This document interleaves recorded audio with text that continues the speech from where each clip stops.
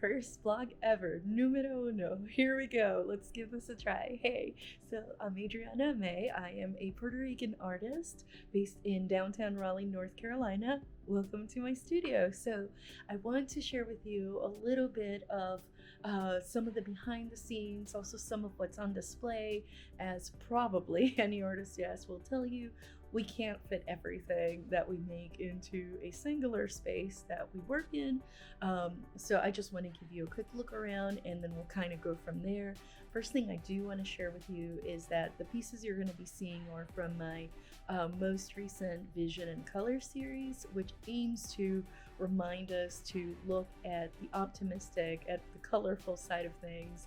You know, despite whatever situation we may find ourselves in, it's really important to always try, without wearing blinders, still have to acknowledge where we're at, but trying to look and actively choose to find a light in the small things and those things that give us hope and move us forward, and also sharing that with others. So I'll be doing some of that with you, and again, talking about some of the pieces here briefly. So let me go ahead and turn the camera around.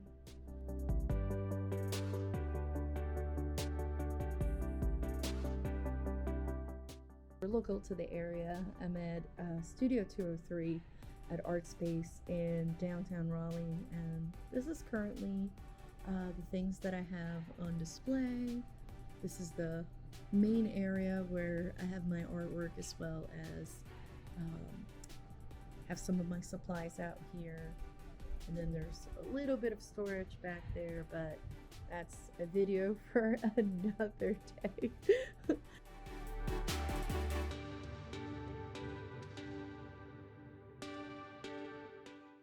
This table and this big easel is where most of the magic happens. Okay, so first things first, here on the easel, I have this floral abstract. It's called Not Just Any Bloom, and everybody sees a different flower in it, of course, which I absolutely love. It's actually a camellia, although it could read as a peony, it could read as a rose, but I mainly picked camellias because for me they represent that sense of tenacity. Like, I have camellias that will bloom even when it's snowing. In the worst of conditions, they still go on. I don't even fertilize them, and they just keep going. They're just gorgeous. So here's a quick look.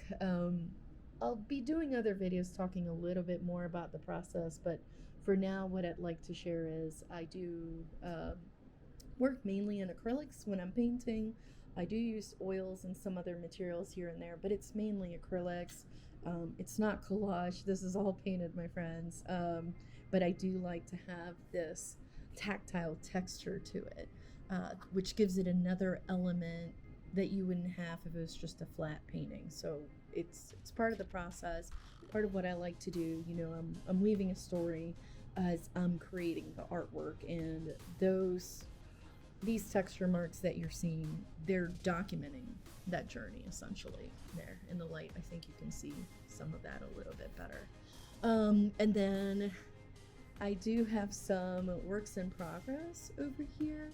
It's a little bit harder to tell, but essentially these right here, this is what my paintings tend to look like, or this is some of the layers in which some of that texture history is being built before actually putting, almost like a puzzle in a way, putting the pieces together for the full composition of the painting. So these are some upcoming ones. Very excited to share those, and I'll have some videos showing me painting some of them and kind of going into the process. Here's another one in progress.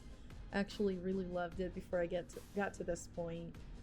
This is a painting that I absolutely adored, but it's from a previous series and also an orphan in a way, because it's the last one out of its little family.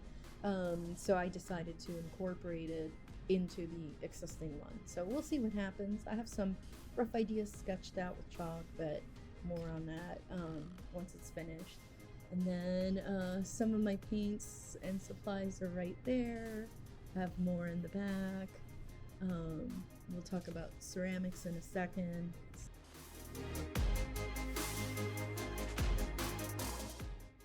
this one's called the aviary. If you don't see the bird, maybe you will, maybe you won't. Um, Also part of the series. It's slightly different. Oops. It's slightly different because the way that I left more areas with transparencies, but the colors are the same as the series. Oh, also this one's, it has a wood panel. Same with this one on the bottom. This one's called For the Love of Music and Plants. Also chock full of texture and color. I absolutely adore them. And then moving over here, this one's called Conversions, and it's actually one of the first ones in the series, one of the earlier ones. I absolutely love how I can see some of the previous layers in this like dark orange type color. I mean, it's just gorgeous. It's called nickel laser gold for any of you that are into the paint. And I absolutely love it. I mean, it's one of the first ones in which I was starting to put together that idea of piecing things, also having different tones of colors and how they were talking to each other. And I just wanted it to be vibrant and energetic, but also calm. You know, almost like there's still interest and things you can look at and find every time you look at the painting. You're going to find something new, some new little detail you hadn't seen before. But at the same time, it's not just straight up chaos. I guess unlike that one right now, which, I mean, that's just part of my process. Um, First the chaos, then the order.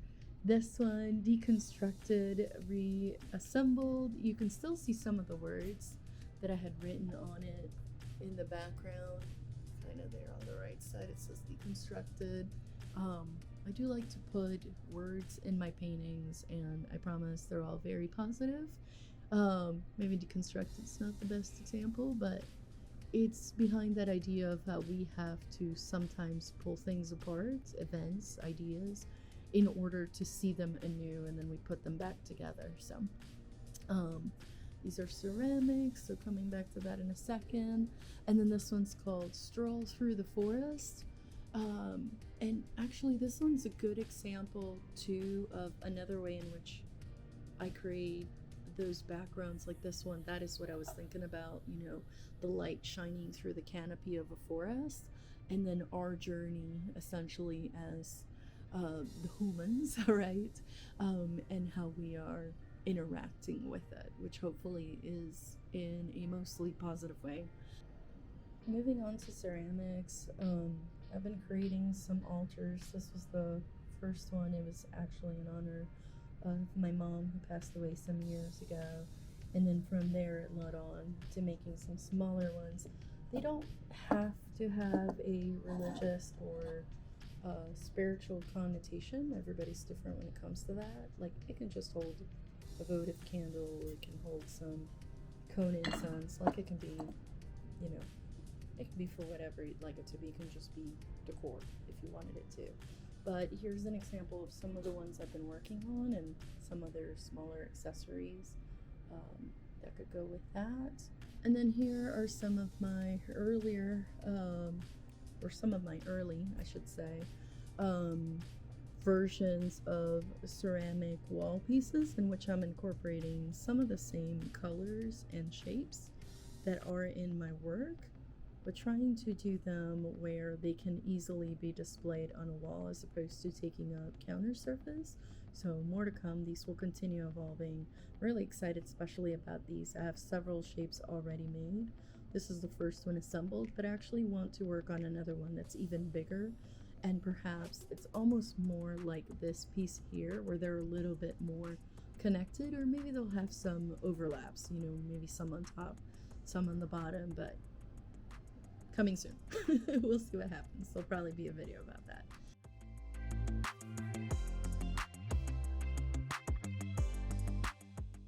Now here, these are some of my prides and joys right now.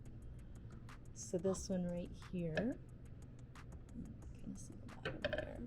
Let's see if we can get the camera to focus. There we go.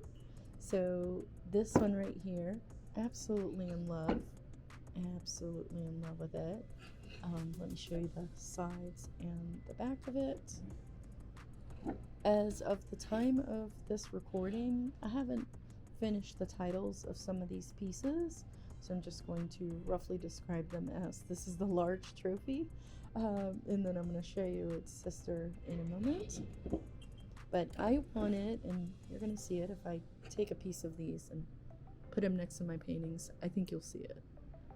You know, my aim is to get some of those same shapes and colors from my paintings. Look at that, it almost matches. To be reflected into the ceramics. That's a longer conversation that I'd like to talk to you about at some point in another video. But essentially, I've been exploring with ceramics, how could paintings live in a more sculptural way, not just in a 2D flat surface. So this is another one I am absolutely in love with. If you say it kind of looks like a heart, sorry, I can't resist. I heartily agree. So this one right here, it can be used as a vase, although it's technically a sculpture. Sorry, I'm like holding the phone and holding this at the same time. It's kind of challenging, but you kind of get an idea. So you can, it's actually functional. You can put plants in it, and then it's hard to tell in the image, but that is like a reflective hematite color going on there. It's metallic, and then the rest of it is just, I mean, this is just delicious to me anyways. Oh, let's spin it around.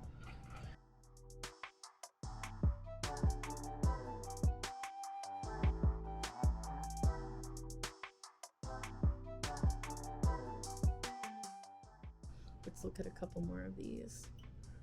Working title for this one is Mom Said We Can All Get Trophies, so I made my own. We'll see what I actually call it, but this is the smaller trophy, which is related, of course, to the bigger one right there. It's super cool. I love these. Also love, I mean, these handles. I mean, they're just so much fun. Here's the other side of this one. I love it too. Same thing. It has some of the same colors, motifs, as the rest of my work, but again in ceramic form. Let's put it down. And then this one's an experiment.